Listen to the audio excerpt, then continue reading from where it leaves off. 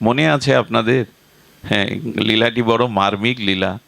রুই দাসের কথা। এই ভক্ত রুই দাস জুতো সেলাই করতেন, আর ওই মনে মনে ভগবানের নাম করতেন। সাধুদের জুতো সেলাই করে পালিশ করে টাকা নিতেন না, ওইটাই মনে করতেন সাধুদের প্রতি আমার প্রণাম বা শ্রদ্ধা। আর যেটুকু হতো ওই চারানা পেলে দুয়ানা গঙ্গা দেবীর পূজায় লাগাতেন, সেবায় দিতেন সাধুদের কাছে। আর যা থাকতো এক মুঠো সিদ্ধ করে রামপ্রভুকে ভগবানকে ভোগ লাগিয়ে স্বামী স্ত্রী পেতেন। অতিথি এলে আবার এক মুঠো তাকে দিতেন। তো এইভাবে জুতো সেলাই করে, ভগবানের নাম করে, গৃহে বৈষ্ণব সেবা দেয়।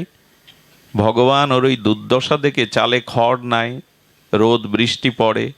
রামচন্দ্র স্বয়ং একদিন তিনি মানুষের রূপ ধরে এসে জুতা সেলাই করতে এসছেন রুইদাসের কাছে। খুব মন দিয়ে শুনুন। রুইদাসের কাছে যখন জুতো সেলাই করেছে, কিছু দেওয়ার সময় বলছেন, আপনি সাধুজন, আপনি ভক্তজন, আমার একটি নিয়ম আছে, আমি এই অর্থ সাধুদের কাছে নেই না। রামচন্দ্র তখন ভগবান বললে, দেখো আমি একটু তীর্থভ্রমণে বেরিয়েছি, আমার কাছে মূল্যবান একটা জিনিস আছে, এটা তুমি রাখো। ভগবান ওর অভাব দূর করবার জন্য কি এনেছেন জানেন? পরশ পাথর। তো বলে, এইটা তুমি রেখে দাও, আমি তীর্থে যাচ্ছি, আমার কাছে এটা নিরাপদ নয়।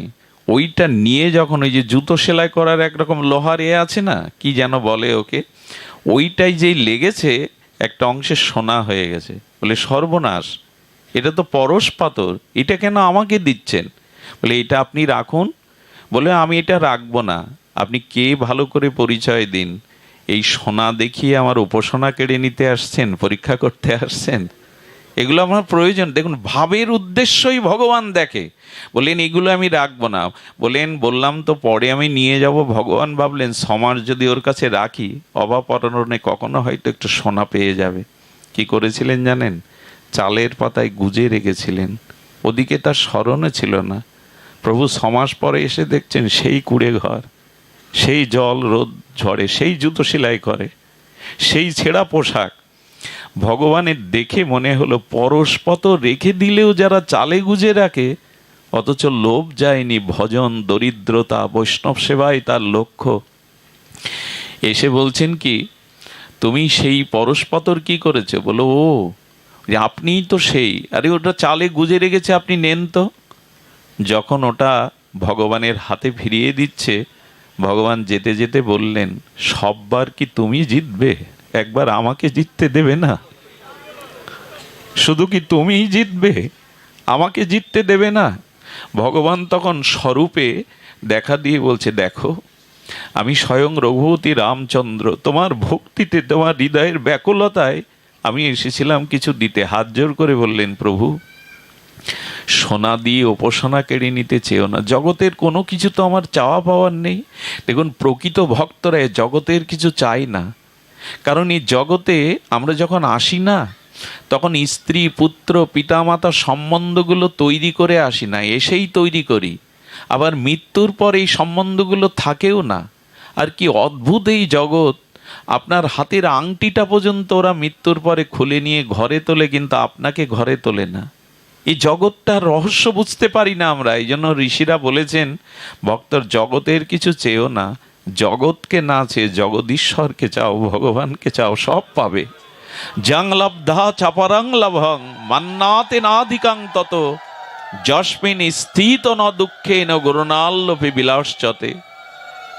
ভগবানকে চাও, সব পাবে। দেখুন, যদি শূন্য দেন, এই শূন্য যদি 1 কিলোমিটার কোনো কাগজে কোনো দেয়ালে শূন্যই দেন, শূন্য একটা তো বামে দিলে তবে মান হবে। তো যার জীবনে ভগবান চাওয়া নেই, এই জগতে ভৌতিক অর্থবিত্ত, সুন্দরী রমণী, টাকা পয়সা, মর্যাদা পেয়ে কি হবে? আজকের যে রাজ সিংহাসনে বসেছে, কালকে তাকে কারাগারে পচে মরতে হয়। এই সংসারটা তো এমনই। তাই আমাদের রূপ সনাতন কখনো জগতের কোনো বস্তু চায়নি। তারা চেয়েছিল তোমাতে যাতে ভক্তি হয়, তোমার চরণে যাতে ভজন করতে পারি। ন ধনং ন জনং ন সুন্দরিং কবিতাং বা জগদীশ কামায়ে। আমি এগুলি চাই না। এই জগতের কোনো কিছু পেয়ে আমি এটা রাখতে পারবো না। জগৎ অনিত্য। আরও একটি কথা বলে রাখি, জগতে প্রকৃত সুখ নাই, ভজনে ছাড়া, ভগবত ভজনে ব্যতীত এ জগতে সুখ কোনো বস্তুতেই নাই। এইটা বিশেষ কৃপা না হলে সাধুগুরুর বুঝতে পারি না। ভগবান তখন বললেন, একবার আমাকে জিততে দাও, কাল থেকে তোমার বিগ্রহের চরণের কাছে 4টে করে স্বর্ণ মুদ্রা আমি দিয়ে দেব। এটা কেন জানো? তোমার গৃহে বৈষ্ণব সেবা হয়, ভক্ত সেবা হয়, এ দিয়ে তুমি ভক্ত ভগবানের সেবা করো। হাত জোড় করে রুইদাস বলছে, এসেছো প্রভু, ভালো কথা, চরণ দর্শন করিয়েছ, এটা তোমার করুণা কৃপা, কিন্তু খবরদার স্বর্ণ মুদ্রা যদি আমার ঘরে দাও, আমি কিন্তু তোমাকেও ঘরে রাখবো না। ওগুলো এলে যে আমার ভজন নষ্ট হবে, অর্থ সামর্থ্য বৃত্ত বৈভব এলে আমি তোমাকে ভুলে যাব, এগুলো দিও না। পরের দিন সকালে ভগবান দেওয়াতে ওইগুলো ছুড়ে দিয়েছিলেন গঙ্গায়। গোবিন্দ রামচন্দ্র ভগবান কৃপা করে অনুরোধ করেছিল, 2টো অন্তত রাখো, বৈষ্ণব সেবায় লাগবে। ভগবানের কথা রাখতে গিয়ে ওই 2টো করেই যা পেতেন বৈষ্ণব সেবায় দিয়ে দিতেন।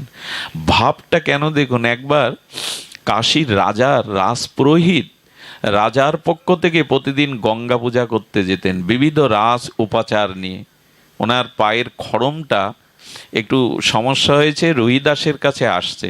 ওনার হাতের পরশ পেয়ে বলছে, তোমার হাত এত কোমল, আর দিব্য নাম হচ্ছে তোর, জ্যোতি দেখে পণ্ডিত ব্যক্তি তো বুঝতে পেরেছে রুইদাসকে। বলে, তোমার নাম অনেক শুনেছি, তুমি সেই রুইদাস, ধন্য তুমি।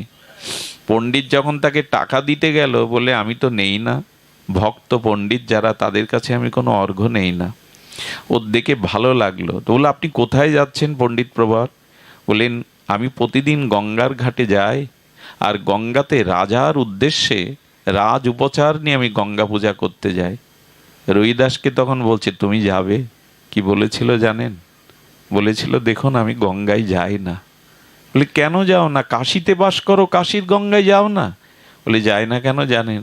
ওখানে অনেক সাধু বৈষ্ণব মহাত্মারা স্নানে আসে, আমি তো মুছি, আমি তো নীচ জাতি, আমি তো অভজন, আমার মুখ দেখলে যদি ওদের ভজনে বিঘ্ন হয়, ওদের যাত্রা ভঙ্গ হয়, তাই যায় না। তো একটা কাজ করতে পারেন, আমি একটা কলা রেখেছিলাম মা গঙ্গার জন্য, এই কলাটা আমার আমার পক্ষ হতে আপনি একটু মা গঙ্গাকে দিয়েন।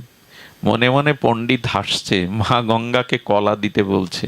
আরে রাজা এত রাজ উপচার নিয়ে প্রতিদিন পূজা করে, কলা দিতে বলছে। কলার কথা তার মনেই নাই।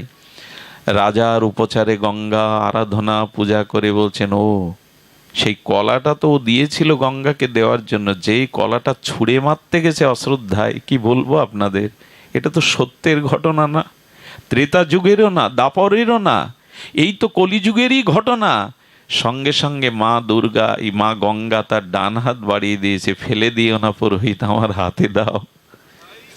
এরকম পুরোহিতের কোনো বস্তু মা আজ পর্যন্ত নেয়নি, কিন্তু ওর হৃদয়ে তো ভক্তি, ওর হৃদয়ে তো শ্রদ্ধা, মা হাত বাড়িয়ে দিয়েছে।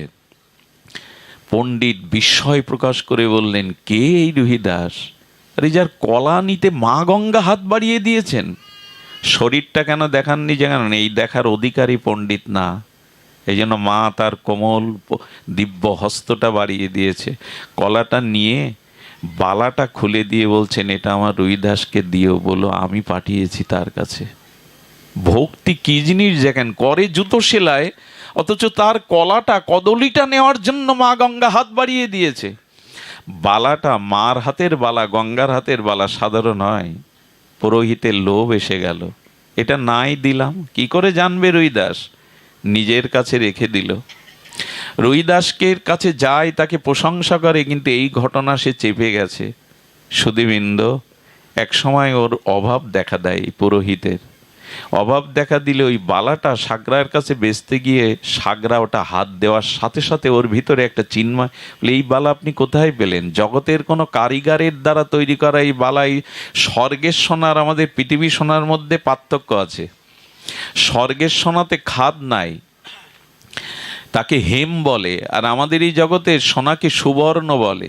তো এই আমাদের জগতের সোনাতে খাদ আছে, দেবদেবীরা যেটা ব্যবহার করে সেটা দিব্য স্বর্ণ, হেম বলে তাকে। এইটা দেখে বলছেন, আরে তুমি সেই যেখানের বলো, এটা কিনবে?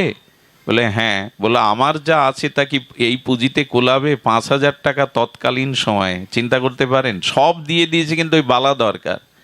ওই বালা নিয়ে 5,000 টাকা দিয়ে দিয়েছে। 5,000 টাকা দেওয়ার পরে ওই কাশীর নগর পিতা, যিনি আমরা যেটাকে মেয়র বলি, তার স্ত্রী বালা তৈরি করতে যখন ওখানে গেছে, তখন বলছে টাকার চিন্তা করবে না, 10-20 লাগে, ভালো বালা চাই। উনি বলেন এই তো সুযোগ। 5,000 টাকা দিয়ে কিনা উনি 20 দিতে চাইছেন, 20,000 বের করে দেওয়ার সাথে সাথে চমকে গেছে। যে মায়ের গঙ্গার হাতের বালা সাধারণত হয় না। এই নগর পিতার স্ত্রী বিলাসী ছিলেন, ধনী ছিলেন, ওইটা কিনে নিয়ে গেছে। আর মায়েদের একটা স্বভাব হলো, ভালো কিছু অলংকার হলে অন্য কেউ দেখাবার একটা প্রবণতা তার মনে চলে আসে। ওনার সাথে আবার ওই রানীর একটা সখ্যতা ছিল, রানীর সাথে ওনার একটা সখ্যতা ছিল। রানীর বাড়ি গিয়ে যখন এই বালা রানী দেখেছে, আরে দেখার সাথে সাথে চমকিত হয়ে বললেন, এই বালা কোথায় পেয়েছো তুমি? বললো অমুক সাগরার কাছে। রানীমা ওই সাগরাকে ডেকে পাঠালেন রাজপ্রাসাদে, এই বালা তুমি কোথায় পেয়েছো? আর একটা বালা এই জাতীয় আমাকে গড়ে দিতে হবে। বললেন মা, এটা আমার পক্ষে সম্ভব না রানীমা, এটা দিব্য বানা। বলে কোথায় পেয়েছিলে বলো। যখন বললেন পুরোহিতের কাছে, রাজাকে ডেকে বললেন পুরোহিতকে ডাকুন তো, এই বালা সে কোথায় পেয়েছে। পুরোহিতকে বলছেন, আরেকটি বালা যদি তুমি যার কাছ থেকে করেছো বা কিনেছো না দিতে পারো, আমি তোমার প্রাণদণ্ড দেব। আর গোপন রাখা যায়? পুরো ঘটনা বলছেন, যে কোনো অবস্থাতেই আর একটা বালা তোমাকে এনে দিতে হবে।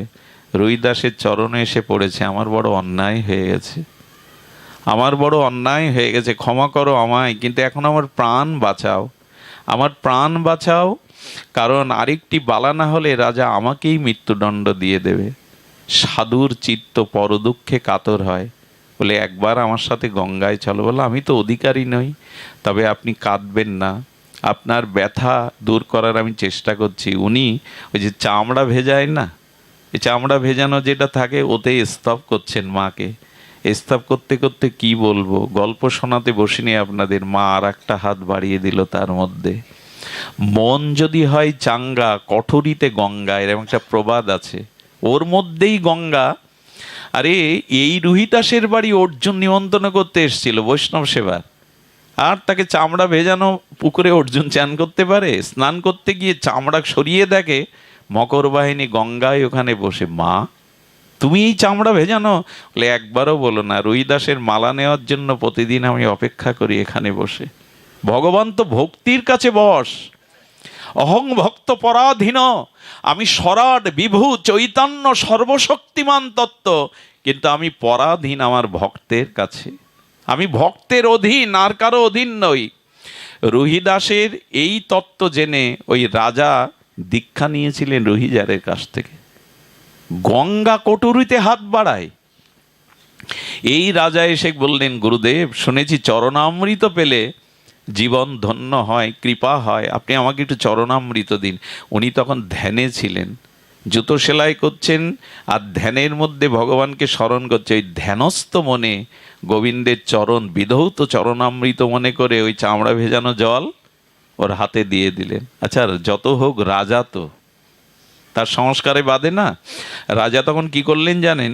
ওই চামড়া ভেজানো জল পান করবেন কি, উনি কোডের পকেটের মধ্যেই, এটা আবার ফেলে দিলে অন্যায় হবে, ওনার শ্রী গুরুদেব কোডে রেখে দিলেন। বাড়ি এসে দেখে কোডের কোনাতে না দাগ হয়েছে। রাজার কোডে দাগ থাকলে মানায়? উনি ধোবাকে ডেকে বললেন, এটা যেভাবে হোক কেচে পরিষ্কার করে দাও। কি বলবো, ভক্তির মহিমা, ভাবের মহিমা দেখুন। রুহিদাস বসে আছে কোথায়, ওইটা কাস্তে কাস্তে যখন রাজার আজ্ঞা পালন করবার জন্য কাস্তে কাস্তে দাগ তুলতে পারছে না, তখন ওটা সাবান দিয়ে আর একটু জল দিয়ে ভিজিয়ে দাঁত দিয়ে চুষে তুলতে গেছে দাগটা।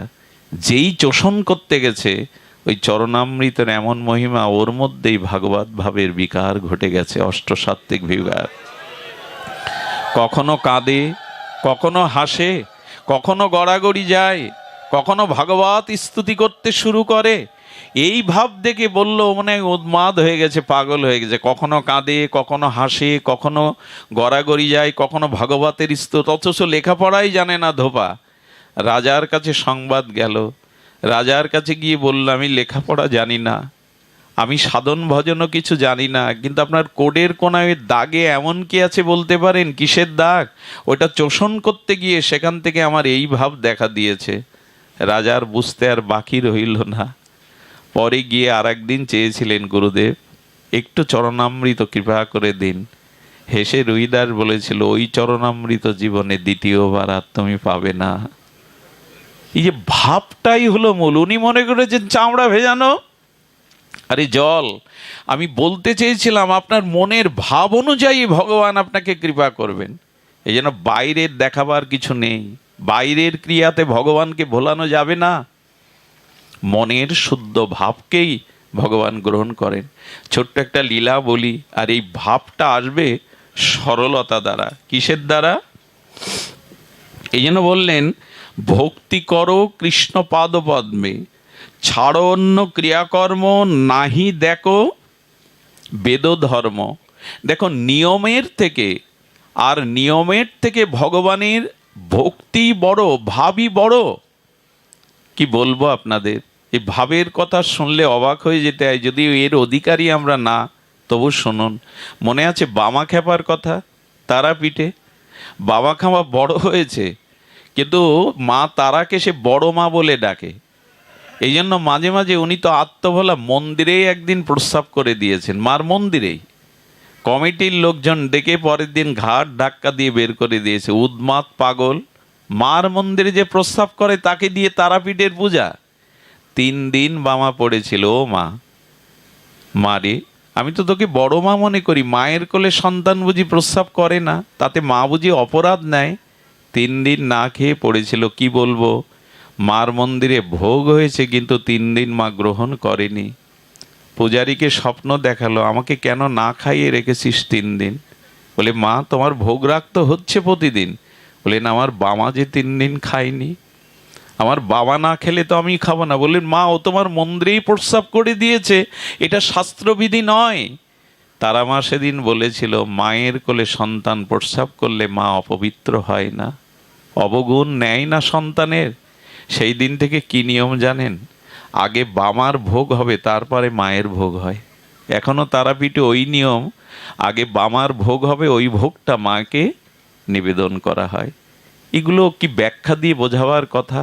ভাবটা চাই। ও মনে করে তারা মা আমার মাই, বড় মা, এই রূপেই তাকে দেখতেন। শিশু সুলভ তার ভাব ছিল।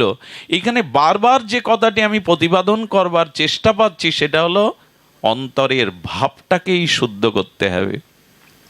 ভগবান ভাবগ্রাহী জনার্দন, বস্তুগ্রাহী নয়। তিনি অন্তরের ভাব দেখেই কৃপা করেন। যার যত হৃদয় শুদ্ধ, আর যার যত নিষ্কপট হৃদয়, সরল হৃদয়, ভগবান তাকেই কে কর। ছোট্ট একটা মহারাষ্ট্রের ঘটনা শুনুন। এটা বলেই আমি পাঠ রাখছি, বড় অপূর্ব। যতবার বলেছি এই ঘটনা, ততবার হৃদয়টা দ্রবীভূত হয়। এক ধনী পরিবারে, মধ্যবিত্ত পরিবারে, ধনী নয়, একটা শিশুর জন্ম হলো। শিশুটা জন্মাবার সাথে সাথে সকলের আনন্দ ধরে না, কিন্তু যত বয়স বাড়তে লাগলো, তার ক্রিয়াতে সবাই অসন্তুষ্ট হতে লাগলো। কেন জানেন? কিছু মানুষ আছে জগতে অত্যন্ত বেশি খায় মানে আহার করে। তো ও 4-5 জনের আহার একাই করতো। এখন সংসারের একটা নিয়ম কি জানেন? কম আহার করলেও জ্বালা, বেশি আহার করলেও সমস্যা। এখন ওর স্বভাব হলো, ওর রাক্ষসী ক্ষুধা, ও 4-5 জনের খাদ্য একা খায়। বাবা মা যতদিন বেঁচে ছিল খাদ্য জুগিয়েছে, কিন্তু বাবা মা মারার পরে বড় দাদা বৌদিরা ভাই ছাই দিতে লাগলো ভাতে। ওকে কে খাওয়াবে? আর আত্মভোলা, কাজকর্ম জানে না, লেখাপড়াও তো শেখেনি। সরল, খুবই সরল। আর এই সরলতাই যখন কাজকর্ম লেখাপড়া জানা না, তাকে বসে বসে কে খেতে দেবে? একদিন বড় দাদা বৌদিরা মিলে ভাতে ছাই দিতে দিতে গলা ধাক্কা দিয়ে দিল। এক রাম মন্দিরে বসে বসে তুলসী তলায় কাঁদছে, ফুপিয়ে ফুপিয়ে কাঁদছে। যারা সরল হয় তাদের কান্না খুব মর্মবেদী হয়। এবার সরল ব্যক্তি যখন কাঁদে না, যেমন শিশু কাঁদলে পাশের বাড়ির শত্রুদেরও মন বিগলিত হয়। দেখো তো শিশুটা কাঁদছে কেন? অথচ ওদের সর্বনাশের চিন্তা করে, কিন্তু বাড়ি যদি মধ্যরাত্রে কোনো শিশু কাঁদে, শত্রুরও মন বিগলিত হয়ে যায়। সরল ব্যক্তি যখন কাঁদে, তখন ভগবানেরও আসন টলে যায়। ওর ওই কান্না দেখে রাম মন্দিরের পুরোহিত বেরিয়ে এসে বলছে, বাবা কাঁদছো কেন? আর সাধুরা মানুষের মুখ দেখলেই তার মনের ভাবকে অনুভব করতে পারে। বললেন, বাবা বড় ক্ষুধা লেগেছে, দুটো খেতে দেবে? এই কথা শুনেই ওনার মন বিগড়ে। এইভাবে তো কেউ বলে না, তুমি ক্ষুধায় কাঁদছো? বলে, হ্যাঁ আমার বড় ক্ষুধা, আমি সহ্য করতে পারি না। ওনার ওই সহজ সরল মুখখানা দেখে উনি পাত পেতে নিজে হাতে প্রসাদ দিয়ে বললেন, এক কাজ করো, কোথাও যখন যাওয়ার জায়গা নেই এই মন্দিরে থাকো, 5 বার না 7 বার না, যতবার চাইবে এখানে প্রসাদ পাবে, আর একটু রাম রাম করো। বলে, বাবা আমি কাজ করতে পারি না, ক্ষুধা সহ্য করতে পারি না। বললো, তুমি এখানে থাকো, তুমি যতবার চাইবে আমাকে বলবে, খেতে দেব। 15 দিন মনের আনন্দে 5-7 বার পায়। আর বাবা বলে, একটু রাম রাম করো, শুধু শুধু বসে থাকবে? জয় সিয়ারাম জয় সিয়ারাম করে। একদিন সকালে উঠে 9টার সময় দেখে হাঁড়ি জ্বলছে না, মানে রান্নার হচ্ছে না। দৌড়ে গিয়ে বলছে, বাবা ক্ষুধায় কাতর, আমি ক্ষুধা সহ্য করতে পারি না, আজকে রান্নাঘরে হাঁড়ি জ্বলছে না কেন? বলে, পাগল, আজ তো একাদশী, একাদশীতেই মন্দিরে সবাই নিরম্ব উপবাস করে, হাঁড়ি জ্বলে না সারাদিন সারা রাত। কিছুক্ষণ পরে বলছে, বাবা না খেলে আমি মরেই যাব, বাবা আমাকে দয়া করে আপনি না খেতে দিলে আমি কিন্তু আপনার সামনে মরেই যাব। বাবা বলছেন, একাদশীতেও তোর এই ভাব, তো যা। উনি সেবককে বলে দিলেন, 1 কেজি আটা, একটু আলু, একটু ঘি দিয়ে দাও। আর শোন, এখানে রান্না করা যাবে না, নদীর ধারে গিয়ে পাত্র নিয়ে যা, আর জঙ্গলের কাঠ কুড়িয়ে রান্না করে কদলি পাতায় একটা তুলসী দিয়ে রামচন্দ্রকে নিবেদন করে প্রভু পেলে তাই পাবি, খবরদার। সরল তো, গুরুদেবের ওই কথাটা মনে আছে যে রামচন্দ্রকে নিবেদন করে তবে পাবি। হাত পা পুড়িয়ে কাঠ দিয়ে যাই সিদ্ধ করে কলা পাতায় ঢেলে দিয়েছে। সত্য ঘটনা শুনুন, সরলতার কি মহিমা, ভাবের কি মহিমা। ও কলা পাতায় দিয়ে, তুলসী পাতায় দিয়ে বলছে, গুরুদেব বলেছিল প্রভু না পেলে পাবে না। রুটি সবজি দিয়ে বলছে, প্রভু আমি তো মন্ত্র জানি না, আমি তো কোনো আচরণ জানি না, তবে প্রভু দেরি করো না, আমি ক্ষুধা সহ্য করতে পারি না। এই কথাটা রামচন্দ্রের হৃদয়ে খুব লেগে গেছে। প্রভু তুমি দেরি করো না, কারণ ক্ষুধা আমি সহ্য করতে, দেখুন কোনো মন্ত্র নেই, কিছু নেই, কিন্তু হৃদয় সরল ভাব দশা দেখে রামচন্দ্রের চোখে জল। লক্ষণ বলছে, প্রভু কোনো ভক্তের লীলা দেখে কাঁদছেন? বলে, দেখো কি সরল, ভোগের থালা দিয়ে আর বলছে, প্রভু তুমি দেরি করো না, আমি ক্ষুধা সহ্য করতে পারি না, তুমি তাড়াতাড়ি এসো, আমি মন্ত্র জানি না, তুমি তাড়াতাড়ি এসো। লক্ষণ বলছেন, এই বাবা কথা বলো না এখানে। লক্ষণ বলছেন, প্রভু দয়া করে ওই ভক্তকে দেখবার একটু ইচ্ছা যাচ্ছে, চলো তোমার সাথেই আমি যাই। রাম আর লক্ষণ এসে উপস্থিত। প্রভুকে দেখে আনন্দে বলছেন, প্রভু এলে, তবে এত দেরি করলে কেন? তুমি জানো তো আমি ক্ষুধা সহ্য করতে পারি না। রাম হাসছে, একদিকে চোখে জল, ঠোঁটের কোণে স্মৃত হাসি। হ্যাঁ, হঠাৎ লক্ষণের দিকে তাকিয়ে ওর মুখ আবার বেজার কালো হয়ে গেছে। লক্ষণ বুঝতে পেরেছে। লক্ষণ বলছে, আমাকে দেখে সন্তুষ্ট হওনি তুমি? আমি প্রভুর ভ্রাতা দাস লক্ষণ। বললেন, প্রভুর দিকে তাকিয়ে বলছে, প্রভু গুরুদেব বলেছিল ভগবান একজন, এখন দেখছি 2 জন, আমার তো কম পড়বে প্রভু। গুরুদেব বলেছিল একজন, প্রভুকে দিয়ে পাশ, এখন দেখছি ভগবান 2 জন, অবিকল তোমার মতো দেখতে। লক্ষণেরও হাসি পেয়েছে। বলে, প্রভু তোমার এমন ভক্তও আছে জগতে, এইটাই ভালোবাসে ভগবান। রাম বললেন, কম পড়বে না, তুমি আমার হাতে তুলসী পাতাটা দাও, তুমি পেয়ে নাও, তোমার পাওয়া আমি দাঁড়িয়ে দেখছি। এই জগতেরই ঘটে যাওয়া এই ঘটনাগুলো জানান দেয় ভাবগ্রাহী ভগবান। ও পাওয়ার পরে প্রভুকে প্রণাম করে বলছে, প্রভু বলছে, এবার আসি। বলে, শোনো প্রভু, আগামী একাদশীতে যেন খুব দেরি করো না, ডাকলেই আসবে, তুমি তো জানো আমি ক্ষুধা সহ্য করতে পারি না। প্রভু আর 1 পা যেতে যেতে বলছে, প্রভু আর একটা কথা, আচ্ছা আগামী দিন কজন আসবে একটু বলে যাও না। প্রভুর হাসি পাচ্ছে, আনন্দে প্রভু বললেন, তোমার চিন্তা নেই, আসবো। এই ফিরে গিয়ে সীতামাকে ঘটনা রামচন্দ্র রঘুপতি বলেছিলেন। সীতামা বলে, আগামী দিন আমাকেও নেবে, এমন ভক্তকে আমাকেও একটু দেখতে ইচ্ছা করছে কেমন।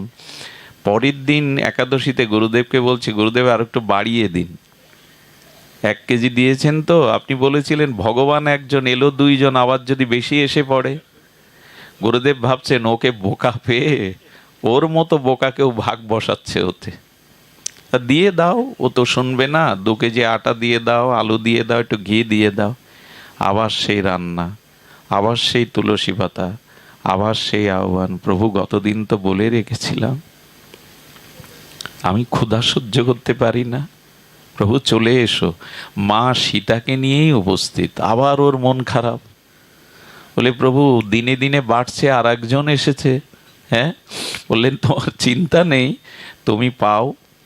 ওকে পাওয়ালেন, প্রভু তুলসী পাতা নিলেন, একে পাওয়ানোর পরে বলছেন, প্রভু দিন দিন বাড়ছে সংখ্যা, তুমি আজ কথা রেখেছো, চলে এসছো, তা একটু ঠিক করে বলো তো কজন তোমার পরিবারে? 1-1 করে বাড়ছে। মা সীতা আনন্দ পাচ্ছেন, বললেন বাবা চিন্তা নেই, তুমি তোমার মতোই এনো। পরে আসলে ঈশ্বর দর্শন হলে তার চোখের ভাষা বদলে যায়, তার দেহে অন্যরকম একটা ক্রিয়া প্রতিক্রিয়া। গুরুদেব দেখছে ও তো আগের মতো নাই, এত নির্মল, এত জ্যোতি, ওর চোখের ভাষা বদলে গেছে। বললো কারা পায় তোর কাছে এসে? বলে আপনারই কৃপা, আপনিই তো জানিয়ে দিয়েছেন প্রভু আসে, লক্ষণ ঠাকুর আসে, মা সীতাও এসেছিল। গুরুদেব ভাবলেন কিছু ঘটে গেল না তো, কিছু ঘটলো না তো, একটু দেখা দরকার। ওকে চাল, ওকে ঘি, আটা, সবজি, আলু দিয়ে গুরুদেব পিছু নিয়েছে। সেদিন কি করেছে জানেন? সেদিন ওইগুলো সামনে রেখে ও রান্না করেনি, ও ভগবানকে ডাকতে শুরু করেছে চোখের জলে, প্রভু এসো। সেদিন লক্ষণ, হনুমান সহ মা সীতা, লক্ষণ, রাম, হনুমান, 5জন এসে, 4জন এসে উপস্থিত, লক্ষণ সহ, মা সীতা সহ, হনুমান সহ। প্রভু এসে বললেন আজকে তো খাদ্য পাক করনি, আর এটা নিবেদন করবে কি করে? ও তখন একটু অভিমান করে চুপচাপ বসে রয়েছে, একটু অভিমানে। সীতামা বলছে কি রে বাবা, অভিমান হলো কেন? কেন খাদ্য কিছু করনি, তুমি পাক করনি তো ভোগ লাগাবে কি আর সেবা পাবে কি? তখন বলছে মা সব সংসারের এক নিয়ম, আমার সংসারের আলাদা নিয়ম হবে কেন? বাবা আছে, ভাই আছে, মা তুমি আছো, বলো তার মানে? তখন বললেন সব সংসারে বাবা আই করে আনে, মা রান্না করে, আর সন্তানরা বসে খায়। তো মা থাকতে আমি হাত পোড়াবো, আর তুমি থাকতে আমাকে এইভাবে প্রতিদিন আনতে হবে? প্রভুর চোখে জল এসে গেছে। সীতার দিকে তাকিয়ে বলছে তোমার সন্তান, তোমার ভক্ত শিক্ষিত হয়ে গেছে, যাও সীতা রান্না করতে যাও। হনুমান বলছেন প্রভু এ জাতীয় ভক্তকেই তো আমি খুঁজে বেড়াই, কাঠটা আমি বয়ে আনছি, প্রভু হোক না বৈকুণ্ঠের প্রসাদ, আজ এখানেই হোক, মার হাতে প্রসাদ এখানেই হোক। হনুমান কাঠ বয়ে আনছে, লক্ষণ জল এনে দিল, আর প্রভু কি করলেন জানেন? প্রভু বস্তুগুলো মা সীতার হাতে দিয়ে দিল। সীতা মা রান্না করে আজকে বসিয়ে মা সীতার হাতে ও প্রসাদ পাচ্ছে। সবাই যখন ওইভাবে প্রসাদ পাচ্ছে, গুরুদেব পেছন থেকে দেখে, শিষ্যকে দেখতে পাচ্ছে যে প্রসাদ পাচ্ছে। গুরুদেব কি দেখলেন জানেন? বাতাসে ভেসে আসছে ভগবানের চরণের দিব্য গন্ধ। কারণ গোবিন্দের চরণে, ভগবানের চরণে একটা দিব্য গন্ধ আছে। কেমন জানেন? ভগবানের গায়ের গন্ধটা কেমন জানেন? সদ্য প্রস্ফুটিত পদ্ম ফুলের মধ্যে যে গন্ধ থাকে, আর 100 বছর পুরানো চন্দন ঘষলে যে গন্ধ আসে, আর সুগন্ধি কর্পূর একসাথে করলে যে গন্ধ হয়, এর 100 কোটি গুণ দিব্য গন্ধ ভগবানের চরণ থেকে আসে। ওই গন্ধ পাচ্ছেও, যেমন ফুলটা আমরা দেখি না, কিন্তু বাতাসে গন্ধটা আমাদের কাছে আসে।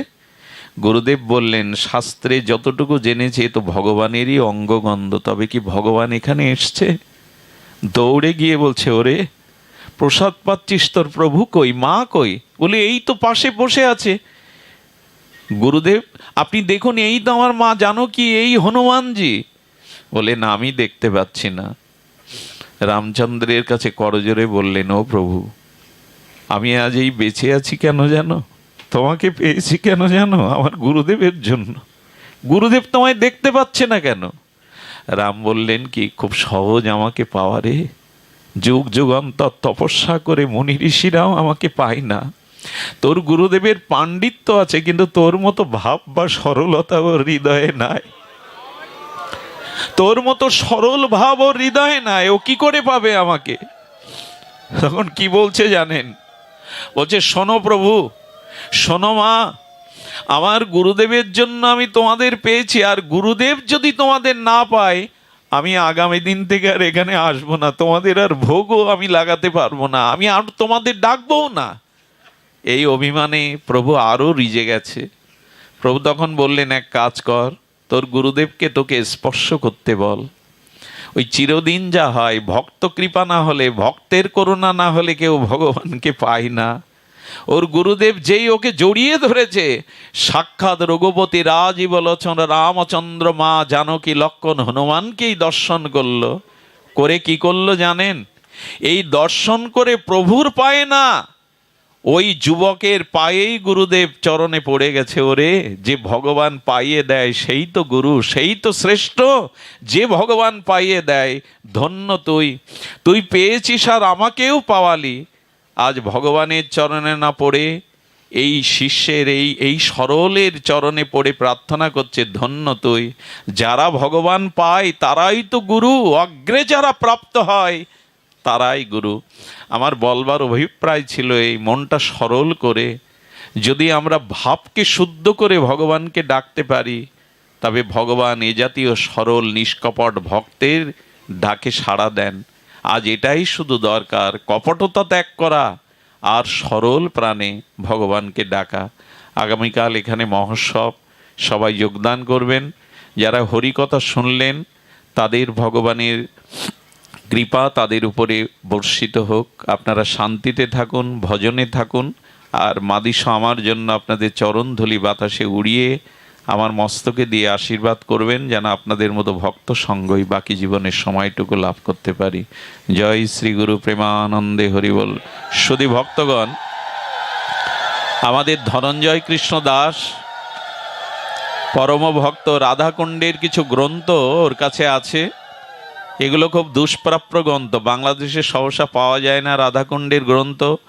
এই ওর কাছ থেকে আপনারা সংগ্রহ করতে পারেন। ও ব্যবসায়িক জন্য না, এগুলো ওর যথাযথ রূপে এর যে মূল্য নির্ধারণ সেইগুলোই নিয়ে থাকে। এটা ব্যবসার জন্য না, প্রচারের জন্য ওর কাছ থেকে আপনারা সংগ্রহ করতে পারেন। জীবনে হয়তো কাজে আসবে এই সদ্গ্রন্থাবলী। জয় শ্রী রাধে, জয় নিতাই গৌর হরি বল। বাঞ্ছা কল্পতরুভশ্চ কৃপা সিন্ধুভ্যেবচ পতিতানাং পাবনেভ্যো বৈষ্ণবেভ্যো নমো নমঃ। জয় রাধে।